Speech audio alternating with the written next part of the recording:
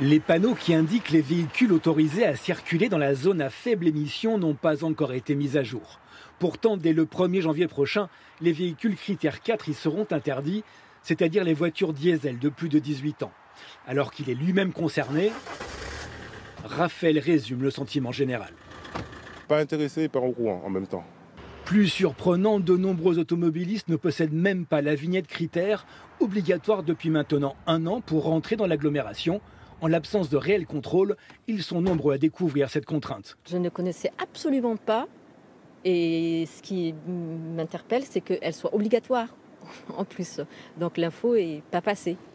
Pour détecter les véhicules dépourvus de vignettes ou trop polluants, l'État s'est engagé à installer un système automatique capable de scanner les plaques d'immatriculation. On attend les radars de l'État qui nous avaient été promis en 2020, puis en 2022 et maintenant on les promet pour fin 2025. Donc voilà, l'État n'est pas au rendez-vous de la ZFE qu'il nous oblige à mettre en place.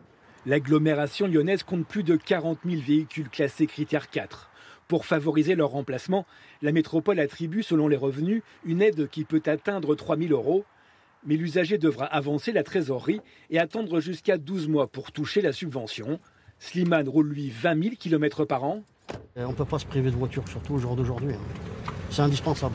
Comme d'autres habitants de ce quartier populaire de Lyon, il découvre l'existence de cette aide financière, mais reste sceptique. Après, il y a des barèmes, c'est toujours pareil. Qui rentre dedans, qui rentre pas. Après, c'est de la poudre aux yeux. Ils endorment les gens en donnant par-ci, en prenant par-là. C'est davantage dans le centre de Lyon que l'on trouve des habitants favorables à la suppression progressive des voitures les plus polluantes. Quand certains diesels redémarrent, ça fait un panache de fumée. Pour l'instant, seule la police municipale est habilitée à verbaliser les contrevenants. Ils risquent une amende de 68 €.